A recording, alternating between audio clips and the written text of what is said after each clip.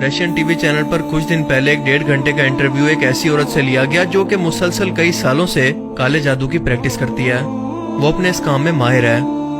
जब इंटरव्यूअर ने इसे सवाल किया कि क्या आपके साथ भी कभी ऐसा हुआ है कि किसी शख्स पर चाह कर भी आप जादू ना कर सकी हो या फिर इसमें आपको इंतहाई मुश्किल हुई हो, तो इसका जवाब क्या था ये जानकर आप भी हैरान रह जाएंगे और आपको मुसलमान होने पर फख्र होगा कि बेशक अल्लाह का अपने पैगंबर पर उतारा गया एक एक पैगाम बिल्कुल हक और सच है, जिसमें शक की कोई गुंजाइश नहीं। क्योंकि इसका कहना था कि जी हाँ, दुनिया के अंदर सिर्फ प्रैक्टिसिंग मुसलमान ही हैं जिन पर चाह कर भी मैं जादू नहीं कर पाती, क्योंकि ये ऐसे लोग हैं जिनकी सोच, इनका जिस्म, इनकी रूह सब पाक है।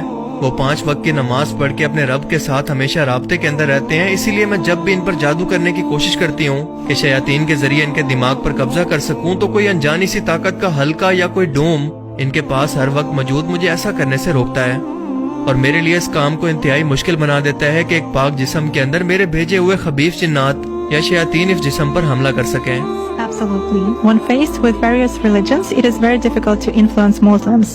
They are in a constant connection with the egregore. They do namaz every day and read prayers on a daily basis. They are constantly under some kind of a dome, so it is very difficult to influence them. When you start impacting a person, he begins to address in a prayer. Indeed, many of them are very different from those who come to church only when everything is bad in their life. They come to pray and then for 5 years they forget about God, some canons, and so on. Muslims, as a rule, passionately believe and passionately give energy to their egregore, and this egregore protects them very well. ये लोग हमेशा एग्रीगोर से राब्ते में रहते हैं। एग्रीगोर ऐसी रूहानी ताकत को कहते हैं जो कि इन्हें हर वक्त देख रही है, इनकी हिफाजत कर रही है, यानी खुदा की जात। इसका मजीद कहना था कि क्योंकि मुसलमान लगातार अपने खुदा से राब्ते में रहते हैं तो मुझे वक्त ही नहीं मिल पाता कि इन्हें किसी गुनाह के अंदर उलझा सकूं। ये लोग इन लोगों से बिल्कुल मुख्तलिफ हैं जो कि हफ्ते में एक बार चर्च आकर अगले 5 साल बाद दोबारा वहां पर चक्कर लगाते हैं, क्योंकि मुसलमान हर वक्त अपनी दुआ की सूरत में एक एनर्जी अपने रब के पास पहुंचाते रहते हैं और बदले में इनका खुदा न सिर्फ इनकी दुआओं को सुनता है बल्कि इनकी हिफाजत भी करता है और इनकी दुआओं का जवाब भी देता है। इसीलिए इनके दिमागों पर कब्जा करना इंतहाई मुश्किल है। इंटरव्यूअर ने अगला सवाल किया कि क्या तुम्हें लगता है कि इनका खुदा मेहरबान और अच्छा है? इसका जवाब था कि जाहिर है कि मेरे लिए तो नहीं, पर इनके लिए हाँ बिल्कुल है, क्योंकि मैं जब भी इन लोगों पर असर अंदाज होने की कोशिश करती हूँ तो कोई चीज मुझे बाहर लाकर फेंक देती है। मैं किसी भी शख्स को इमेजिन या तस्वुर करके शयातीन की मदद से इसके दिमाग पर कब्जा कर सकती हूँ, मगर जब भी किसी प्रैक्टिसिंग मुस्लिम की बारी आती है उसका तस्वुर ऑटोमेटिकली मेरे दिमाग से मिटा दिया जाता है। मैं नहीं जानती कि कैसे, और ये बात साबित करती है कि वो शख्स किसी की हिफाजत में है। इंटरव्यूअर ने कहा कि क्या ऐसा सिर्फ मुसलमानों के केस में ही होता है? इसने जवाब दिया कि हाँ, मेरे साथ तो ऐसा ही होता है। अल्लाह अकबर। ये अल्फाज एक गैर मुस्लिम जादूगरनी के हैं, किसी मुसलमान के नहीं। जब अल्लाह पाक कुरान करीम के अंदर फरमाता है कि हमने जिन और इंसान को अपनी इबादत के लिए पैदा किया और जो भी अल्लाह की इबादत करके इसका कुर्ब हासिल करता है अल्लाह ताला इसकी हिफाजत पर फरिश्तों को मामूर कर देता है और अल्लाह ताला तुम्हारी दुआओं को सुनता है और अपनी रहमतें तुम पर नाजिल करता है जो कि शयातीन से तुम्हारी हिफाजत करती हैं। तो गैर मुस्लिम और एथियस्ट ये सवाल करते हैं कि साइंस क्योंकि इन चीजों का फिजिकल वजूद साबित नहीं कर सकती, लिहाजा हम इसे नहीं मानते। ये वो कमअकल लोग हैं जो कि मानते हैं कि इनका फिजिकल जिस्म मौजूद है, पर इसके साथ साथ इनका कोई सॉफ्टवेयर भी मौजूद है जो कि जिस्म को चला रहा है, यानी कि रूह। ये मानते हैं कि इनका दिमाग तो मौजूद है पर इसके साथ साथ इस दिमाग के अंदर सोच भी मौजूद है, इसे हम देख नहीं सकते।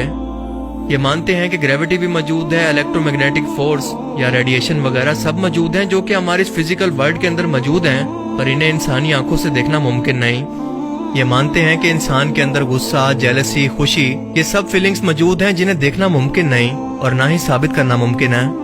लेकिन फिर भी इन सब अनदेखी चीजों पर यकीन रखते हैं। सिर्फ यकीन नहीं करते तो सिर्फ उन बातों पर जो कि कुरान में या इस्लामी तालीमात के अंदर बयान की गई हैं। इससे बड़ी मुनाफकत भला क्या हो सकती है? क्योंकि अगर इनका स्टैंडर्ड एक ही है तो इन सब ना नजर आने वाली चीजों का फिजिकल वजूद पहले साबित करें और उसके बाद उस पर यकीन रखें। अल्लाह ने इस दुनिया के अंदर कुछ मेटाफिजिकल कानून ऐसे रखे हैं जिन्हें ना इंसानी आंखें देख सकती हैं और ना ही इंसानी दिमाग समझ सकते हैं। अपनी फील्ड में माहिर शख्स ही अपने प्रोफेशन के बारे में हकीकत बयान कर सकता है, तो क्या इस रशियन जादूगरनी का इंटरव्यू ये साबित करने के लिए काफी नहीं कि नमाज दिन में 5 मरतबा क्यों फर्ज की गई? क्या इसलिए नहीं कि इंसान अपने खालिक के मजीद करीब हो सके और ये नमाज इंसान को बेहयाई, बुराई से रोके और शैतानों से जो कि गुनाहों के लिए इंसानों के दिलों में वसवसे डालते हैं, इनसे बचा कर रखे। اب سوال یہ بھی ہے کہ اگر اللہ چاہتا تو بنا کسی نماز کے بھی اپنے ماننے والے بندوں کو ان شیطانوں سے بچا سکتا تھا، تو پھر نماز کیوں فرض کی گئی؟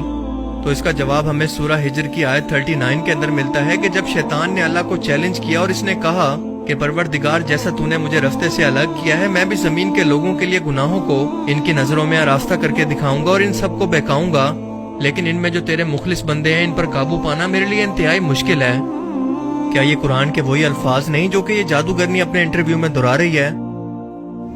اس کے بعد اللہ پاک مزید فرماتا ہے کہ مجھ تک پہنچنے کا یہی سیدھا راستہ ہے، جو میرے مخلص نیک بندے ہیں ان پر تجھے کوئی اختیار نہیں کہ تو ان کو گناہوں میں ڈال سکے، ہاں مگر گمراہوں میں سے لوگ تیرے پیچھے چل پڑیں گے اور ان سب کے وعدے کی جگہ جہنم ہے۔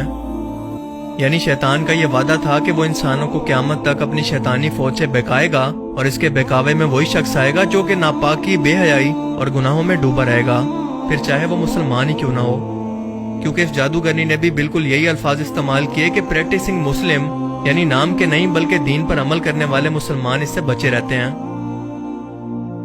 قرآن کریم میں ایک بار نہیں بلکہ اسی سے ملتے جلتے الفاظ سورہ الاعراف کی آیت 14 کے اندر کچھ اس طرح سے بیان ہوتے ہیں کہ اس نے یعنی شیطان نے اللہ سے کہا کہ مجھے اس دن تک کی مہلت عطا فرما جس دن لوگ قبروں سے اٹھائے جائیں گے، یعنی قیامت تک۔ اللہ نے فرمایا کہ اچھا جا، تجھ کو مہلت دی۔ پھر شیطان نے کہا کہ تو نے تو مجھے معلوم کیا ہے، میں تیرے سیدھے راستے پر ان لوگوں کو بھی گمراہ کرنے کے لیے بیٹھوں گا، پھر ان کے آگے سے، پیچھے سے، دائیں طرف سے اور بائیں طرف سے، یعنی چاروں طرف سے ان پر حملہ کرتا رہوں گا اور تو ان میں سے زیادہ تر کو شکر گزار نہیں پائے گا۔